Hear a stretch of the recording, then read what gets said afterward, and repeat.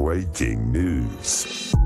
Drama! Yes, drama when it comes to Manchester United. It's all kicking off. Man United won't break the bank for him.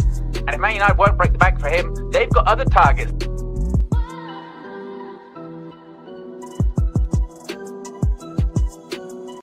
Yes, people, what's going on? Welcome back to United View. Welcome to another Transfer View, man. Happy Monday. Happy Brian and Mbeumo signing day.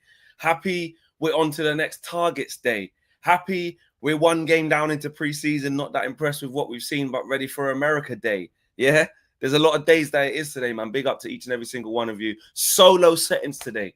Yeah, basically a Flex's View live, essentially. You know what I'm saying? Essentially, that's what it is. But before I get into any transfer news, before, something very big is happening. Something very big on a personal for us here at United View. And I'm going to need you lots of support for this. We're going to need you lots of support for this, obviously, if you can. Yeah. We are doing our very first Flex and KG live show in front of an audience in New York, basically in Times Square at the Longacre Tavern, 24th of July. The link is in the video description. You can see it. Actually, sorry, it's pinned in the chat. Also, it's right here. Yeah, hold on. Let me just go to the side. The QR code is right. There you go. It's there. It's yeah. You lot know what I'm trying to say. The QR code is right there. It's right there. We need your support. So if you guys are coming to the game in America, if you guys are coming to New York, hit us up. Get your tickets. They are there now. If you've got friends and family that are out there, send this to them. Let them know that we're going to be in town. Flights don't come with it. God is the greatest. God is the greatest, but he couldn't put the flights with it, bro. I couldn't do that. Yeah. And you know what, Warren? I hear you. It's so funny. Why did the Americans get it first? I know. Me and Josh were saying that our actual first live show is in America, which is a bit crazy. It's just how it went. But it's finally happened. We've been wanting to do it for a while, and it is short notice. But we thought, you know what? Let's just do it. Let's just do it. See who comes out. See who rolls out. So please, tell a friend to tell a friend, or even if you don't even know anybody that's going, but just post it up on your stories, share it on your Facebook, Instagram, Twitter, X, should I say? You know what I mean? Share it on TikTok, wherever. Share it. If you've got American friends and family or followers, let them know we are coming to New York, man. So yeah, show starts 7 p.m. Till late, as you can see there. You can get your tickets there. Scan the QR code. I'm going to leave that pinned in the chat all show, and I'm also going to make sure that it keeps getting plugged throughout the show as well. Let me take that off now. But yeah, like I said, man, we are coming. Big up. Get your tickets and get involved. Right, that's not in focus because I just moved because I was just doing the madness over there. There you go. There you go. Right. Listen, we're going to talk Manchester United striker options. Who next? After the Brian and Mbeumo deal is done, Rashford is on his way out. Whole of his wages cleared out. We obviously need some more substantial outgoings. It depends on the budget. But Benjamin Sesko, Ollie Watkins, Nicholas Jackson. That's the three. That's the short list. What are you lot saying? First of all, straight off the bat, let's talk about Benjamin Sesko, 22 years of age. And okay. We have always liked Sesko, like many have. Obviously, Arsenal, the most public with, you don't know my name. That doesn't need to be there. That's annoying. Hold on, wait a minute. We don't need that. Banners. Hold on, wait a minute. How'd you get that off? Why do these things always happen? There you go. Take that off. Show display names. That's annoying. You don't know a Fleck. You know what I'm saying? Yeah, I will do a poll in a little bit, little yo-yo. But Benjamin Sesko has been someone that's been mentioned at Man United over the years, as he has at Arsenal. He's been a player who has been sort of nearly moving for the last 2 to 3 years, really. But he's decided to stay within the RB organization each time. Even signed a new deal last year. So it's not foreign. Basically, we are left with the one that Arsenal didn't want. You know, is that a bad thing? There were basically two good players. We wanted Victor Gyökeres. We want the here and now. But Benjamin Sesko is not a bad player. Not at all. Not at all. He's a very good young player. Gonna cost a lot of money. You know, gonna cost a lot of money. If I go and look at what Romano was on, he says that he says on a video earlier, I told you on Sunday about Benjamin Sesko being one of the options for Man United. Let me clarify that it's not the only one. So that's what we're talking about, Jackson, and we're talking about players like Ollie Watkins, etc. That for Man United, it's going to be important to decide together, but also together internally at the club, and how much they will have available in terms of money, also based on the outgoings. That's what I'm saying. We need to get people out the door to really work out what we have to play with. Remember that in the management team, there is also Christian Vivel, who is a director, who knows Sesko very well. He came from Red Bull Group, so knows Benjamin Sesko, and that is why the interest internally is being discussed. That is interesting because, again, there is that link, isn't there? There is that link. Christian Vivel, exactly that. He knows him from his time in the RB organization, so we'll be very well versed on him. And look, it's whether you want. It's what we want. It's what we're going to prioritize. It's what we're going to prioritize.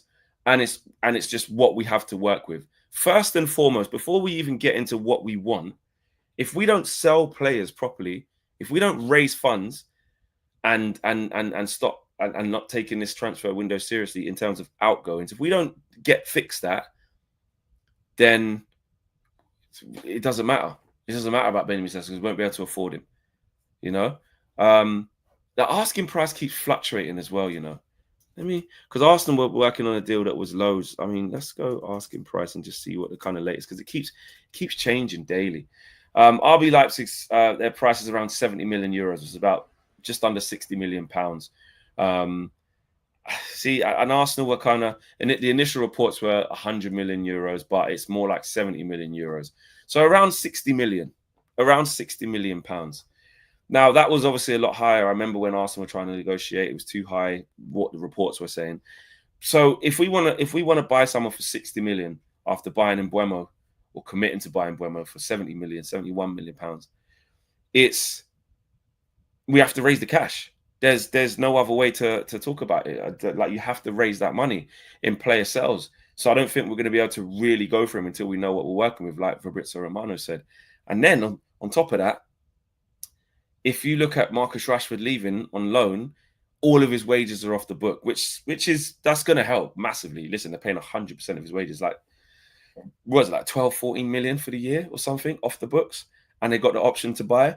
Now, the difficulty is you can operate off of, wow, we don't have to pay Rashford's wages, and he's got 3 years left in his deal. We don't have to pay Rashford, and he's agreed to take a pay cut as well.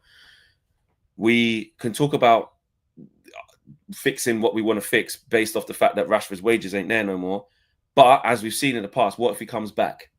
What if you start making deals saying, oh, look, Benjamin Sesko, we can afford to get him because we've got, Rashford's wages off the bill, so that helps us spend this much.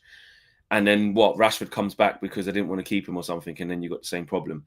Now, also, you've got to think of it like this as well, is that to raise the best part of 60 million, and you know what Leipzig are going to be like, they're going to want their P's, man.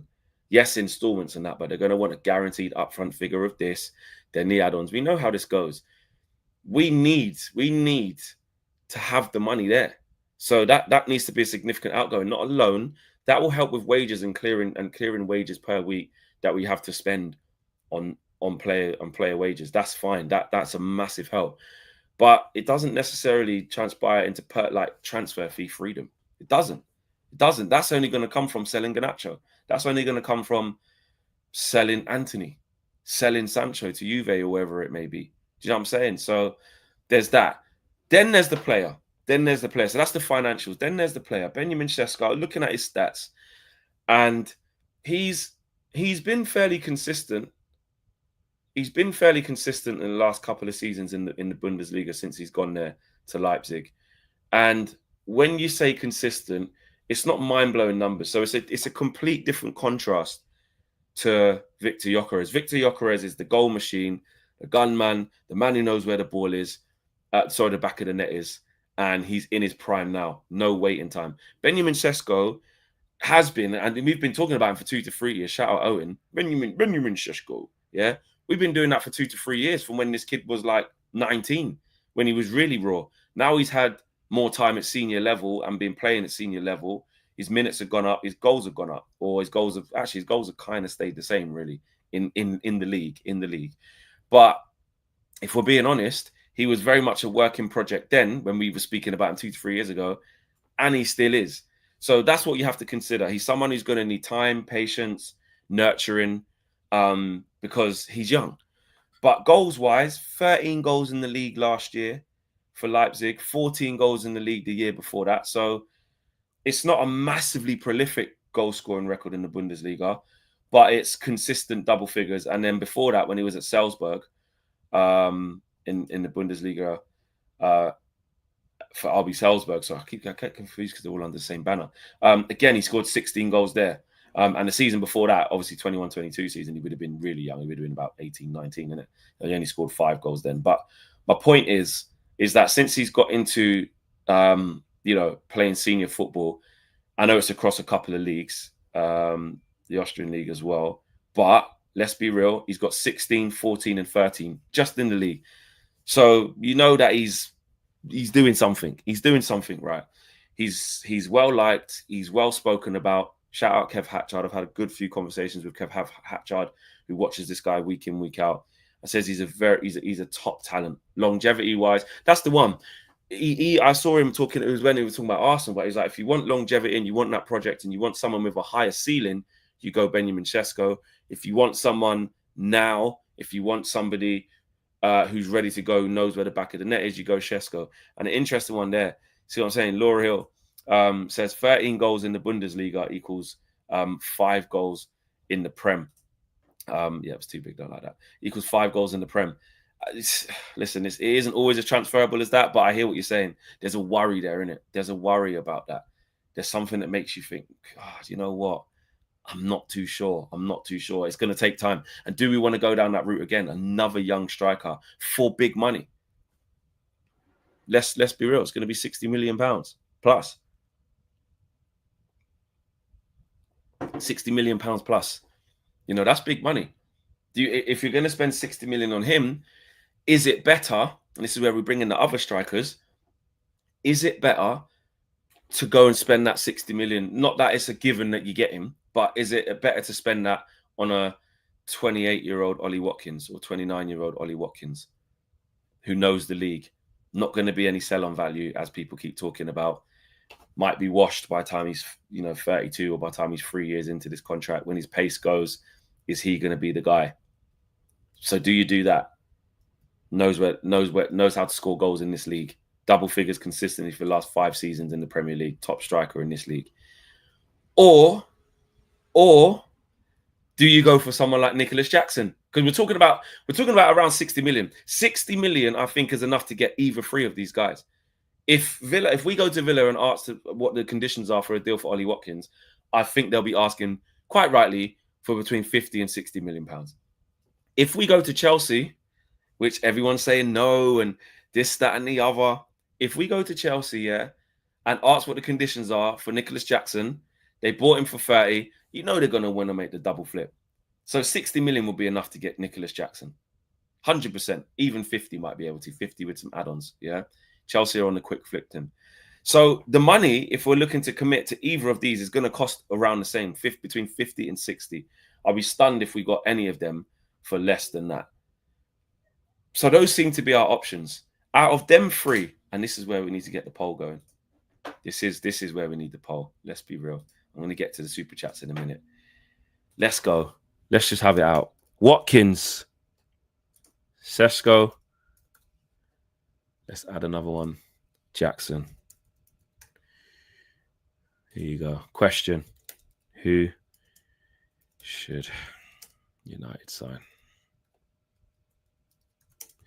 Because I'm saying this is going to be interesting. Very. All right. Watkins, Sesko, Jackson. Talk to me, people. Talk to me. Let me see something quick. Let me see. Let's see if we're aligned on this. Let's see if we're aligned. Talk to me. Watkins right out there in front straight away. 50%, 49%, fluctuating. Oh, it's close between. All right, clearly it ain't Nicholas Jackson. Clearly no one is on Nicholas Jackson. We'll just take him out of the conversation. But I tell you what, Watkins and Sesko, you lot are, it's close. Watkins is just edging it, 46% to 41%. We'll leave that poll up. There's already 255 votes in there and counting more. Watkins is edging it. Watkins is edging it, man. Matt says, Watkins in 5. Let me read out super chats while you lot get voting. Get voting. Watkins, Jackson, or Sesko. Talk to me. Aminor says, can we have a live show with Marcel in Manchester? Yes, we can do that. We need more live shows. We're working on it. We want to do that kind of stuff. So, yes, why not, Aminor? That would be mad. Marcel live. I love that. Avi says, I'll be there in Spirit Flex. Thoughts on the Gyökeres hijack, multiple Portuguese reports. Not having it, Avi. Big up to you, Avi, being there in spirit, by the way. I'm not buying into it, bro. I think Romano even came out and Ben Jacobs came out and said, listen, the plan is the plan. Victor Gyökeres has only given priority to Arsenal. That has not changed. Even Simon Stoney doesn't even talk about transfer, says, you know, he feels Man United being used as a smokescreen here to try and drive the price up. Just leave Arsenal with their big boy business over there. Yeah, they're going to get Gyökeres, in my opinion. So, I don't look into that at all. Avi. Mike says, I'm still heartbroken over Gyökeres. Well, were we ever really going to get him, Mike? Were we? I don't know, man. I don't know. Were we ever really going to get him? I just don't think we were. It was always a distant dream. It was a dream that we held on to. As long as Arsenal were deciding between two players which ones to get, it was always going to be a situation whereby, you know, they had the pick of the bunch. And actually, I know we call it sloppy seconds, but look what's happened now. We're in for Sesko, or now he's on the list more, or he's gone up the list. Because when Arsenal had first dibs, we just have to sit in the back, bro, and just take the scraps of what they don't want, which are two very good players, by the way. There's no shame in that, but I'm just saying as it is. D Witness says, Jackson is very fast, pressing, skillful, and technical striker. Also deceivingly strong, shouldn't be overlooked in my opinion. That said, bring me Sesko. Here's why we should get Jackson. Having said all of that, bring me Sesko. But D Witness, bro. Actually, is D a girl or a boy? Let me know, D. I've always just assumed that you as a man, but that could be short for Denise. That could be short for Demi. That could be short for, I don't know.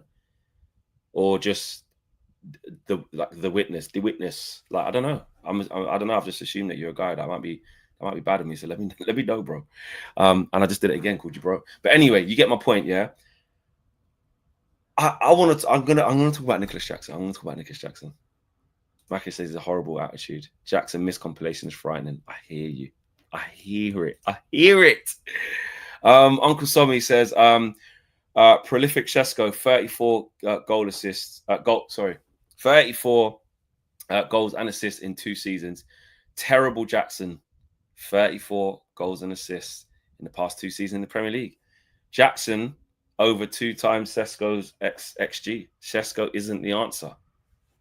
Uncle, we need to talk about this Jackson thing, man. And I don't mean as in we have to get him. I just want us to talk about it without just like not looking at things overall. That's all I'm saying. GJE says, I worry about Sesko for that fee. Example, Werner, 100%. I'd rather get Watkins in on a 2-year contract and wait to sign the next striker after. No Jackson too. So GJE is not on it. But the only problem I'd say with that is, bro, big up for being a member for 26 months. The only issue I see with trying to get Watkins for just this stopgap thing is that it's going to cost that big bread. It's still going to cost 60 M's. Like I feel if we get Ollie Watkins listen, it's not even advanced. There's not even any a move or discussions. We're just talking about hypothetically. If we're going to move for Ollie Watkins, in my opinion, we have to commit to Ollie Watkins.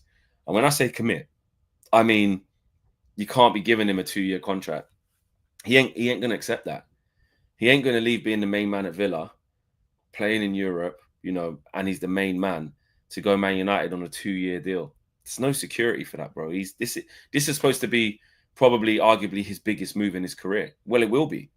It will be his biggest move in his career. He went from Brentford to, no disrespect, he went from Brentford to Villa and has put in the work for the last 5 years, got in the England team, known as one of the top strikers in the league, away from all your household names, your favorite names like Salah and Haaland and all of that, and Isak. He's up there in the goal scoring ranks in the last 5 years. And he wants to be, that's going to want to be reflected. So we won't be able to get Ollie Watkins on, like, give him a 2-year and see what happens, bro. I don't think we will. That's the only thing, bro. I'd with what you say. Because I do hear you about what you're saying about Sesko. It's a big risk. It's a big risk, man. He's young, coming from the Bundesliga. We have seen that go wrong before. So I hear that. Demo says Sesko is a force, bro. Power, finishing, and strength. That is what I see from him. He does look the part, but he's got a lot to work on. Obviously, he's young. All Elite says we've addressed the last chunk of goals of Mbeumo and Cunha. For a domestic season, I'm prioritizing a centre mid or a goalkeeper. Don't need a price of striker at the moment. Listen, I was going to talk about the midfielder thing later on in the show. You beat me to it, All Elite. Amarim even said it after that game against Leeds. We need more speed in the midfield. It's clear that rare.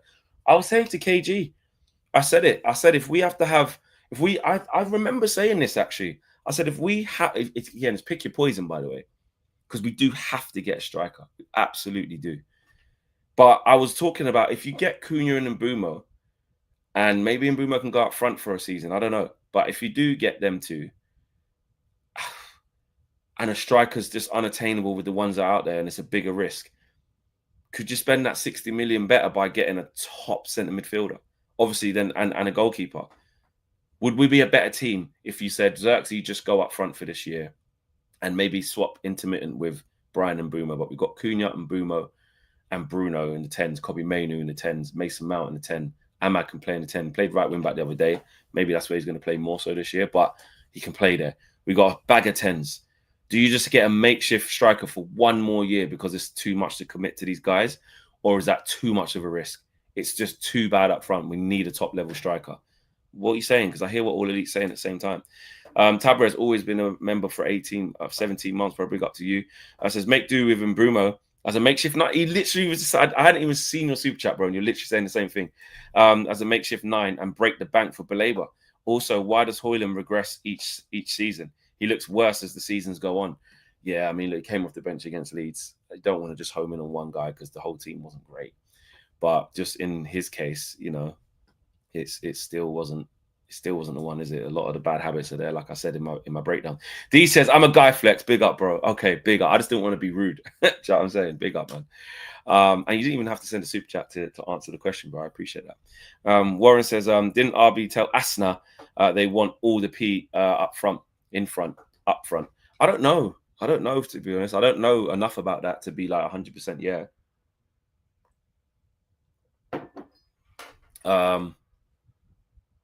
So yeah, I don't know. But if, again, that's what I mean. I do remember reading that the negotiations were difficult. The negotiations were drawn out. They wanted a big fee. So you could be onto something there, Warren. I do know that there was something that definitely put Arsenal off.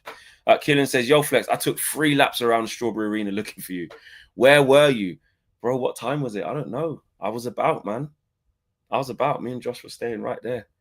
The hotel was right around opposite the stadium. We were about. We were in the Westfield shopping mall as well, across the road, across from the Strawberry Arena. We were there, brother. We were there. And actually, while I've got you guys' attention, while there's nearly 2,000 of you watching live, first things first, smash a like on the video, people.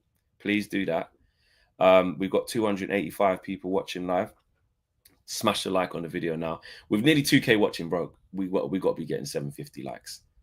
750 solo stream discussing striker options. So please smash up the like on the video and subscribe to the channel if you're new as well. We are very, very close to 2,000. I think we hit 197 the other day as well. So please subscribe to the channel so we can hit that all-important 200K. Also, while I've got your attention, guys, can I have your attention, please? I said it at the start of the show. I'm going to say it again until I'm blue in the face. Flex and KG are on their way to New York for our first ever Flex and KG show live. Here you go, right there. Let me put myself to the side. You know how we do the graphics when Owen's not here? This is how we make it work, yeah? Scan the QR code. We are going to the Long Acre Tavern in New York for our first ever live show. I know it's short notice, but I believe in us. I know it's short notice. You can scan the QR code there to get your tickets on Eventbrite. I know a lot of you obviously cannot make it. It is in America. It is in New York. But please share it. Please let everybody know. Please tell a friend to tell a friend if you've got, you know, family out there, or, you know, got friends that are traveling to the game who are going to be in the city. Yeah, big up. And we're excited, man. We're excited. We're going to enjoy it. And yeah, we're going to be at the Long Acre Tavern 24th this week. You know how mad that is? Later on this week. You know what? Travel's so crazy, isn't it? Travel's so later on this week. I'm going to be in America doing this live show. It's crazy. So yes, please tell a friend to tell a friend. Scan the QR code there on screen. You can see it there, bottom right hand corner, to get your tickets, man. Let's get involved. Not live stream. We won't live stream it, I don't think, but we will record it. We will obviously record it. Yeah, there you go. Fleck and KG sold out, promoted by Turkey Al Sheikh, confirmed 100%. That would be great if we could sell out. But we're just trying to just see Wagwan. You know what I mean? Americans, big up to you. If you're there, let's go. Hold on a second. I have to just say, guys, look at this. Benjamin Sesko is leading the race within our poll, not in real life, guys. We've got nearly 1,000 votes, best part of 800 votes, and it was Ollie Watkins leading for a hot minute, for quite a while, but now it's Benjamin Sesko 49%. Benjamin Sesko 49%, Ollie Watkins 41%. And Nico Jackson out there at 11%. Boy, no respect on him at all. Michael says, why are we going for Sesko? Another project striker. Rasmus, Martial, Rashford, Mason, all potential, didn't work. We haven't learned. Suggest we pivot to Watkins. He's proven. And this is what I'm talking about. This is what I'm talking about. Let's bring up some stuff. Let's get into some numbers, guys. You know I like numbers sometimes. Only sometimes, because sometimes they're used in the wrong way. Do you know what I'm saying? But big up to you, Mike. I hear what you're saying there. Nicholas Jackson, right? Let's look at all seasons for him. He is 24, so he's 2 years older than Benjamin Sesko. Last season for Chelsea in the league, he scored 10 goals. Season before that in the Premier, he scored 14. Season before that for Villarreal, he scored 12. Season before that, no point talking about that. No point talking about that. But since he went to Villarreal, La Liga 22-23 season, he'd scored goals. So for Chelsea, he's got 81 appearances, 30 goals. Sesko, it's got about the same. What's Sesko got? Sesko's got 87 appearances for Leipzig and scored 39 goals in 87 games. So very similar scoring records. Very similar scoring records. The only thing Nicholas Jackson has over Sesko is what? It's in the Premier League. He's done it in the Premier League for a couple of seasons. Guys, I'm just going to say it. Could Nicholas Jackson work?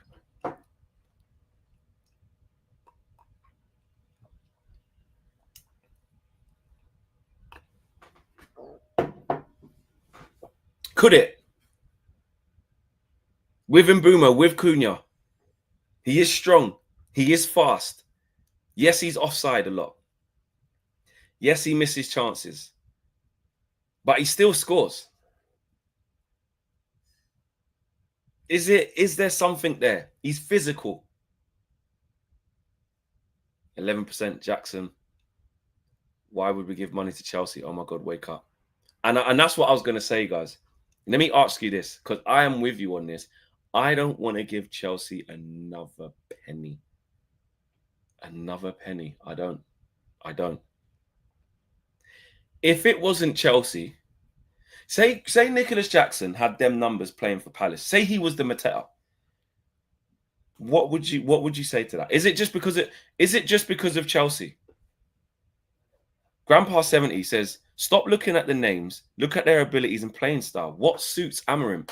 These are the type of questions I want to explore, guys. I don't want to just do. Listen, when it's time to do it on DR, and I'll probably do it again later on when I'm with Matisse later.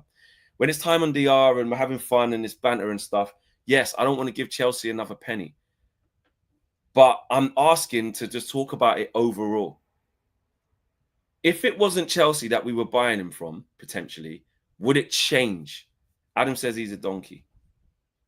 Okay, fair enough. Carl Anker was on Paddock and said not to write off Jackson. I don't think we should be writing him off, I'll be honest. And it's for many reasons. One, because it actually could happen, and I don't want it. I didn't want it to, and I don't want it to deep down, really. And two, I just think if you're talking about where we are now with what we just bought, isn't he a much better upgrade than Rasmus Højlund? I think so. I think he's definitely way better than Rasmus Højlund. Does he miss chances? Yes. But I've also, if I'm being honest with if I look at my whole assessment of Nicholas Jackson, of what I've seen a player that can engage front lines because he runs. He's very quick. I've seen a player that actually can hold the ball up pretty well. I've seen it. I've seen a player that can score goals, but I've also seen a player that can be inconsistent in front of goal and he's offside and does have a bit of a streak with red cards.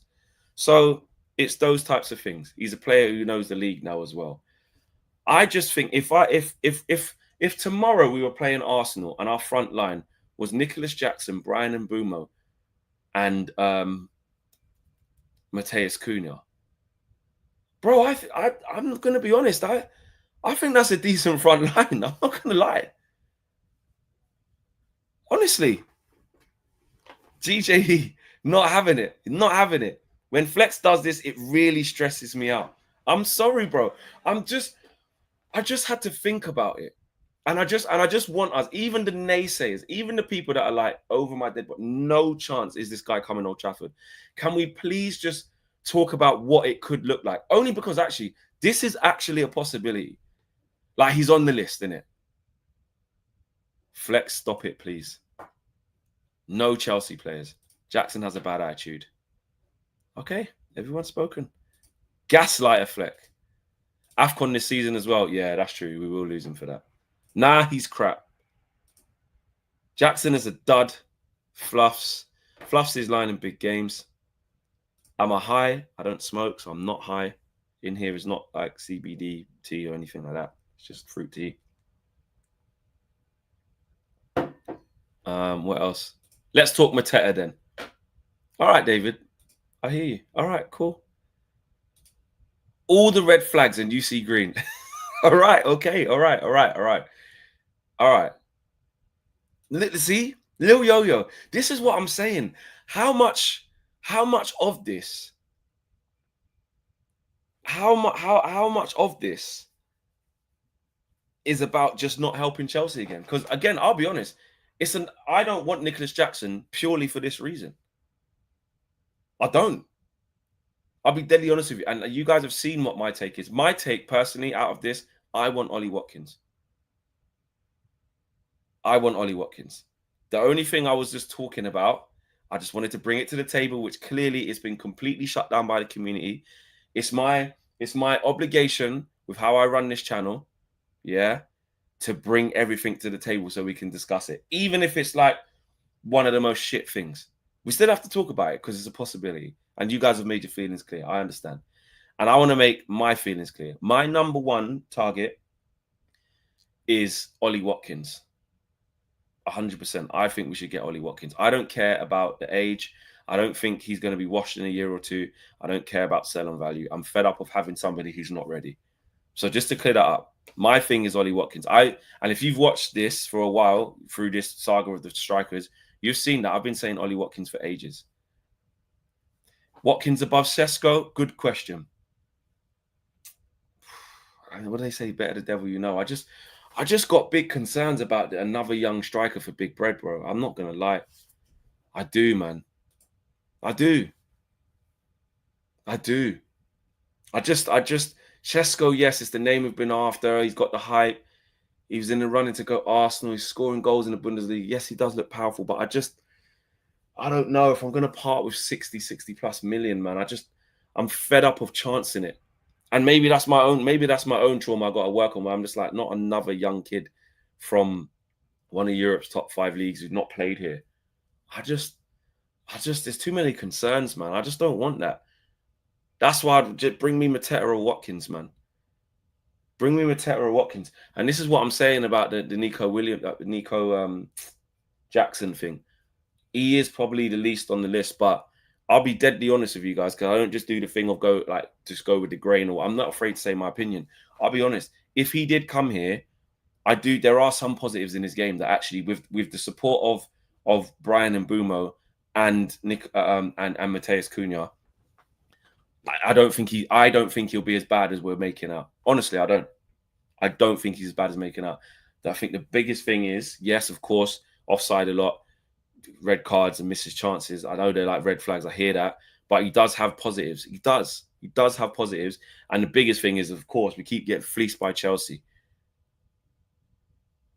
You know what I'm saying? We keep getting fleeced by Chelsea, and we just need to just stay away from that, in my opinion. So for me, Ollie Watkins. Yeah, and Sesko does have good things as well. And listen, if Sesko does come in, whoever it is, listen, we got to support them. It's very hard to know what the right answer here is. The right answer is definitely not go and get Nico Jackson first. So I'm saying, like Imran says, stop giving Chelsea big PSR money. I definitely think we shouldn't go for Nico Jackson first. Who knows, as the window goes.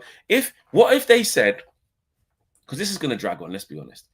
What if they said you can get Nico Jackson on loan with an option to buy?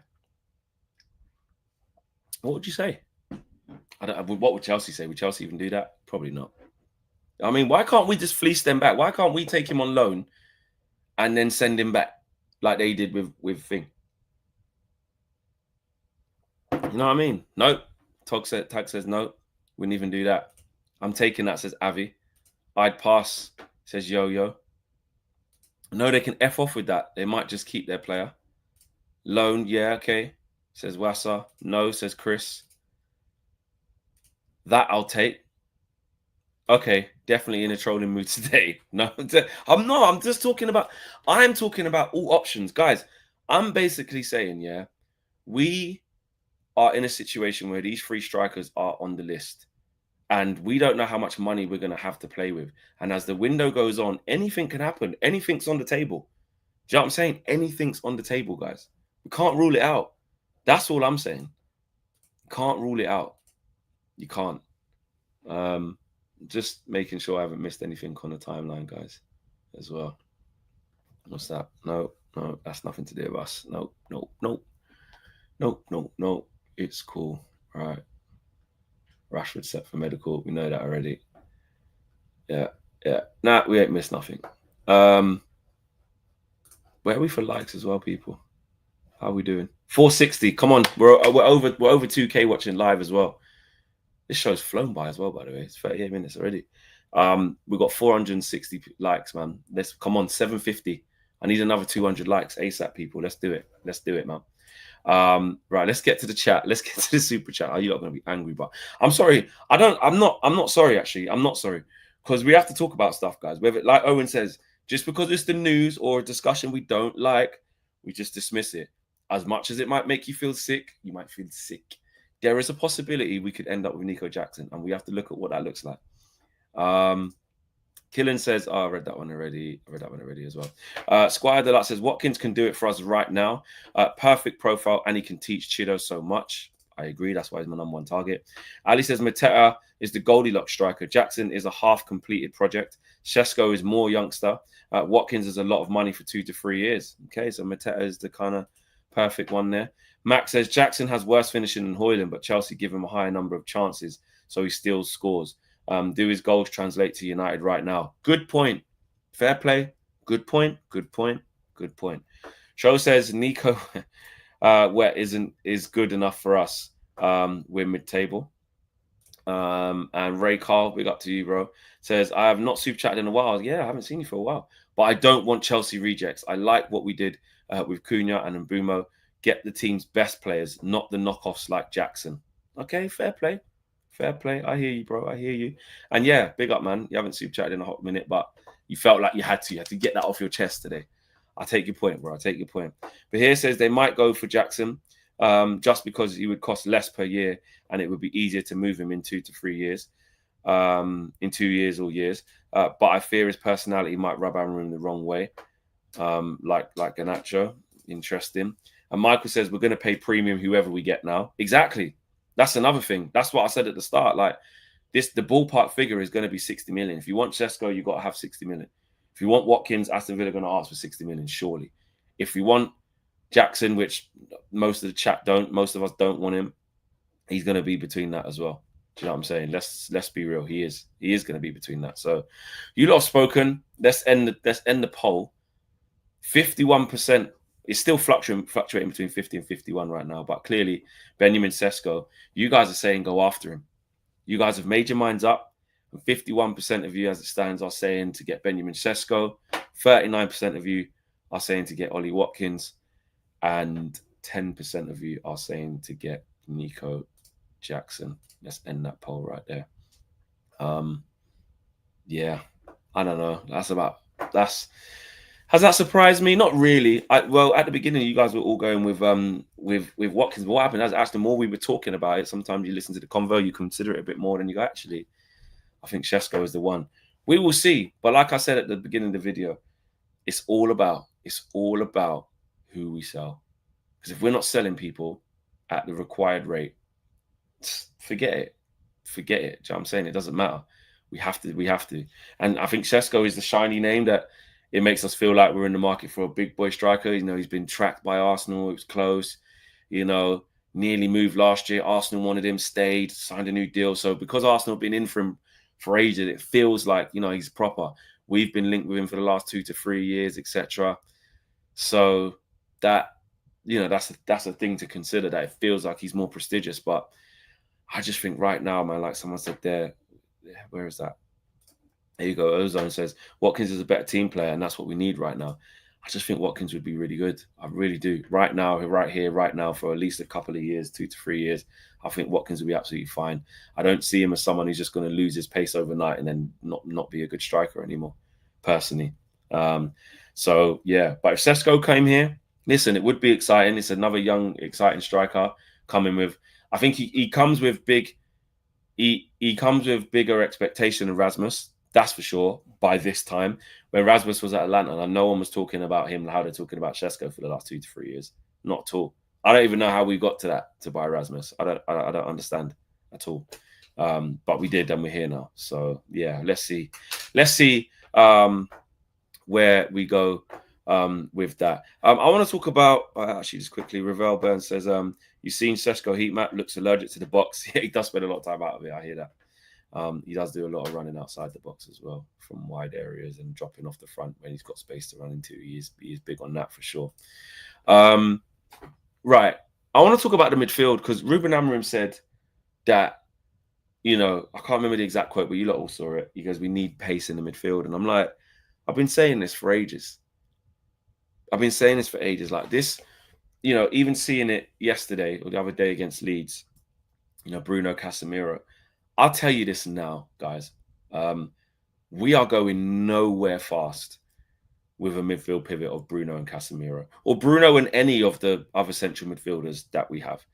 That is one of the biggest things of what we're doing in this window of potentially pushing Bruno back one. So we've obviously brought in Koeman and Mbeumo, so that looks like they're going to be the 2 10s. Unless we see something different and then Mbeumo goes up front for a season or something and Bruno does get to play further forward, I think it's clear Bruno's going to play one back. It's going to be a problem. I'm going to be honest with you.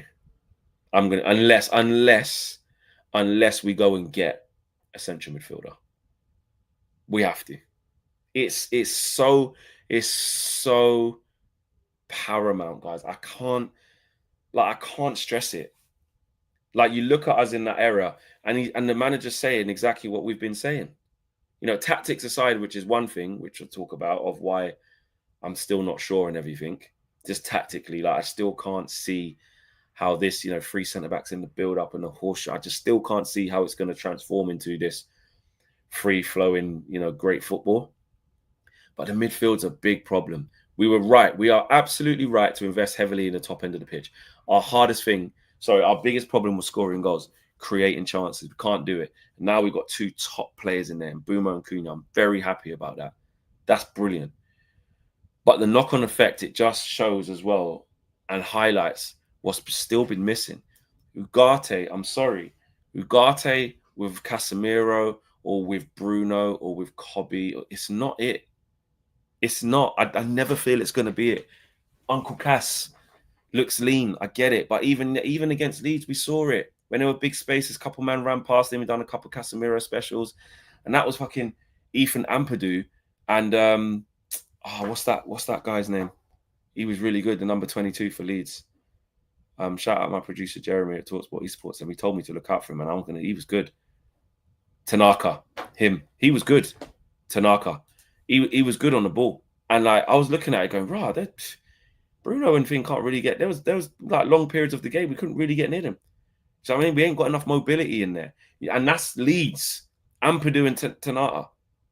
What's his name? I just said it. I got my message. Tanaka, sorry. Them two.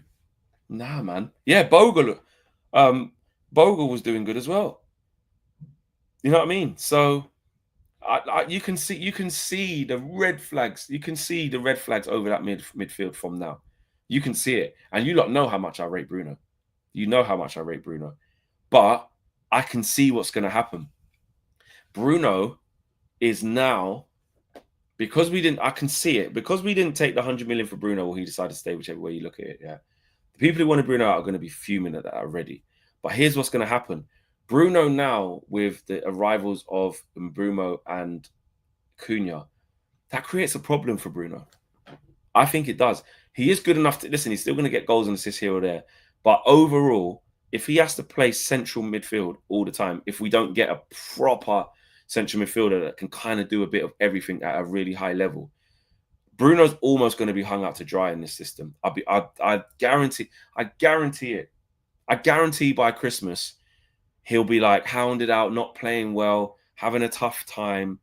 And all the emphasis will be on, look, he can't play there. See what's going on. And Amarim's making this decision to do this. Now, we have to reserve a little bit of judgment to see who we do get and, you know, what that first team looks like against Arsenal on the first game of the season. I hear that. But you can just see it. Kobe Mainu doesn't like, okay, he might be able to play there again, not with the current partners that we have. You know, we need to find a place for Kobe to start. He played well when he came on yesterday against Leeds. I liked what he did. But again, in central midfield, it was him and Ugarte. That's not going to be it. Kobe's not got legs like that. We shouldn't misfile Kobe for what he is. Fantastic on the ball. Essentially needs to be playing further forward. He can make things happen. And if he's got ultimate protection in a 3-man midfield, Kobe's brilliant. But we don't have that. So I think that's going to be another conundrum about what we do with Kobe Mainu. And it's scaring me. I feel like we're focused so much on this striker situation, which we have to be because it's so poor in that area. The midfield's going to go unnoticed. And I think it's one of the, if not the biggest issue that we have along with the striker. It really is. And I can see where this is going. Casemiro ain't going anywhere. You know, obviously Ugarte's only been here a year. Hopefully he can improve a lot. We need him to improve a lot, but he's just so limited in so many areas. I don't have that faith that Ugarte, listen, he'll have good games. Like he can be a warrior, he can win the ball back, he can protect the ball, he can play safe. I've got no problem with that. But we need more. We need more. I think he's too limited. As is Casemiro, you know, as is, well, who else could be next? As is Kobe Mainu, like I said, not really made for that role of what we're asking for to partner Bruno. So I'm very worried, man. I know a lot of people are talking about Baleba and that's the dream and stuff, but come on, man. Brighton are going to charge our arm along. We ain't getting Baleba. We ain't. But we do need that type of profile of player. Richard Rios, people keep talking about. There's so many. There's so many. So many. But it's all about that profile. We have to get that type of profile of player because I am scared shitless for this midfield. I'll be honest. I'm so scared. I'm worried. And that's even with Mbeumo and Cunha. I'm very excited about them. And I think they will take care of their own issue. They will take care of a lot of issues for us because they're strong, they're powerful, they're quick, they know where the goal is. They're like, real men. They're like solid. But nah, I don't know. That midfield is not good enough, man. And the way we build up and the way that Amorim has these two sort of isolated central midfielders and like the box midfield with 2 10s just ahead of that. The only thing that may help, is the fact that maybe you could argue the protection off the ball might increase in front of the two. So the two pivots, which will be at the moment Bruno and one other. Let's be real. Who do we think starts the season? Is it going to be Bruno and Ugarte? Bruno and Casemiro? Jesus.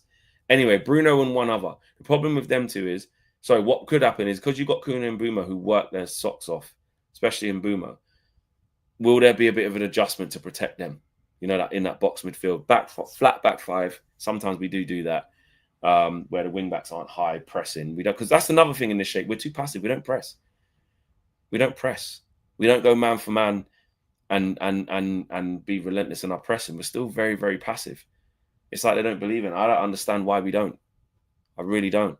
But will there be an extra protection because we're going to sit off in that mid block and you tell Cunha and Mbeumo to sort of sit in narrow in front of Bruno and one other to give us a bit more protection? Maybe. Shout out Riri. Hear you. Bruno and Cass as it stands right now. I think you're right. I agree. So, but Nannies, that's what I'm saying. Bruno's not trash. Bruno doesn't work with anyone. He's trash. I don't think he's trash. I just think with now where we're going to ask him to play, now he probably won't work. You know what I'm saying? So you're questioning Amorim's system without questioning Amorim's system. No, I'm not without. I am questioning it. I'm questioning how it's going to work. Because when you look at it on paper, it doesn't look like it's going to. And then, obviously, it's only one preseason game, so you've got to wait and see how we develop. But you see the game against Leeds, and the things that you leave the things you can't take from a preseason friendly, but you definitely look at the things you can, and you saw a lot of the same bad habits, like a continuation of last year. And that's why GJE, let's be real, I worry for him, Jeff. I worry for him, Jeff. I do. I don't see how it's going to be different. I don't see how it's going to be different, man. So let's see. Let's see. But I'm saying we need a top central midfielder. We have to. Jay says I would play 3-4-1-2. Bruno in the 10 and Cunha and Mbeumo forwards. Yeah, that could work. That could work. It's not something. Actually, that's not something we've really spoke about. With that, what would you have? Let's look at a 3-4-1-2. That would be what? Let's say Yoro, De Ligt, and I don't know. Let's say Heaven. Yeah, let's just say Heaven. It's probably going to be Luke Shaw, by the way, guys. Just so you know, I'll tell you that for free. Luke Shaw's going to start the season if he stays fit through preseason. I just thought I'd let you know that. If you feel sick, take some time out, go to the toilet now. But that's what's going to happen. But anyway, them three. Then in midfield, what are you going to have? Casemiro and Ugarte, or Casemiro and Kobe, or Ugarte and Kobe, or one of those two. Then Bruno. Wing backs, obviously you're going to have Dorgu and Ahmad, Dorgu and Dallo. And then, Cunha and Mbeumo up front. That sounds all right, You've got Ahmad right wing back. I would have, personally, Ahmad right wing back. Dorgu left wing back. Luke Shaw, De Ligt, Yoro. Ahead of that, let's say Kobe and Ugarte, Bruno in a 10, and then up front you got. But the only problem with that is I think he likes the ball carrying capabilities of Cunha and Mbeumo. And if you play them up front as the two strikers, I don't know if that's a back to goal job for them, or I don't know. It would have to change what they're very, very good at, which is progressing the ball through the thirds, winning fouls and being really aggressive, which the manager even spoke about, which is why I can't see that happening. You know what I'm saying? So yeah, but I hear you. On paper, it looks good. International says worst mistake we'll have made is not selling Bruno. A lot of people think that. Dio says we had less possession and we were camped in our own half. Yeah, that did happen. That did happen. It wasn't great, guys. Let's see. Let's see. Smash a like on the video, man. Thanks for rocking with me this morning. Where did we get to likes wise? Did you lot do it? Bet you didn't. 589. We didn't even get to 750, guys. We still basically got 2K watching live. And before I leave you, I need your attention. Flex and KG show live in New York, Longacre Tavern. Come and join us, bro. It starts from 7 p.m. till late. Scan the QR code right there to buy your tickets if you're out there for the game. If you're going to be in the city of New York in that time, if you know people that are going to be in the city at that time, would love to see you guys. So please, please, please get your tickets. Come and enjoy, man. Right. Big up to each and every single one of you. I'm out of here. Check out the Football Flex. Actually, we've just hit 20K, 20,000 subscribers on the Football Flex as well. I'm going to be on there doing a video shortly as well. Smash a like on the video, peeps. I'm out of here. Peace.